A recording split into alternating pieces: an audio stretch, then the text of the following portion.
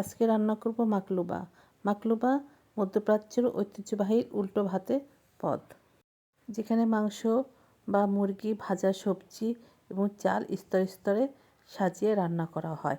এবং প্রথমে প্যানে পরিমাণ মতো তেল দিয়ে দিব এবং এখানে কুচানো পেঁয়াজ দিয়ে তেলের উপর নরম করে ভেজে নেব। এরপরে টমেটো এবং কাঁচামরিচ পেস্ট দিয়ে দিব। এরপর 1 চামচ আদা বাটা, 1 চামচ রসুন বাটা, হাফ চামচ হলুদ গুঁড়ো, হাফ চামচ মরিচ গুঁড়ো, হাফ চামচ ধনিয়া গুঁড়ো দিয়ে দিব।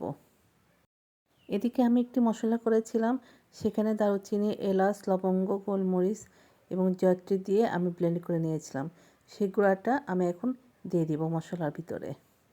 মশলা ভালো করে কষানো হয়ে গেলে আমি এর ভিতরে মুরগির টুকরোগুলো দিয়ে দিব। দিয়ে আমি আবারও ভালো করে কষিয়ে নিব। স্বাদ মতো লবণও দিয়ে দিব। মাংসটা কষানো হয়ে গেলে আমি পরিমাণ মতো পানি দিব। যেহেতু আমি এই মুরগির ঝোলটা দিয়ে আমি রাইস রান্না করব, সেহেতু আমি চাল অনুযায়ী সেই পরিমাণ পানি দিয়ে দিলাম। মুরগির মাংস সিদ্ধ হয়ে গিয়েছে। এখন আমি ঝোলের মধ্যে থেকে মুরগির মাংসের টুকরোগুলো উঠিয়ে নিব আলাদা পাত্রে। মুরগির টুকরোগুলো উঠানো শেষ হয়ে গেলে আমি এর ভিতরে সয়া সস এবং হালকা করে একটু ময়দা ছিটিয়ে হালকা তেলের উপরে আমি ভেজে নেব।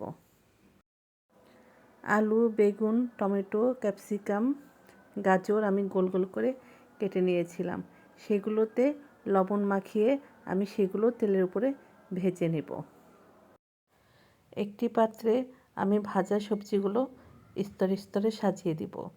এরপর ভাজা মুরগিগুলো দিয়ে দিব এবং ধুয়ে রাখা পোলাওয়ের চাল সেটা আমি উপর দিয়ে দেব। এখন মুরগি রান্না করেছিলাম সেই ঝোলটা পরিমাণ মতো দিব। পরিমাণ মতো দিয়ে আমি ঢাকনা দিয়ে আমি রান্না করব। আমি যেহেতু মুরগির মাংস লবণ দিয়েছিলাম, ঝোলে লবণ আছে সেটা বুঝে আমি স্বাদ মতো লবণও দিয়ে দিলাম।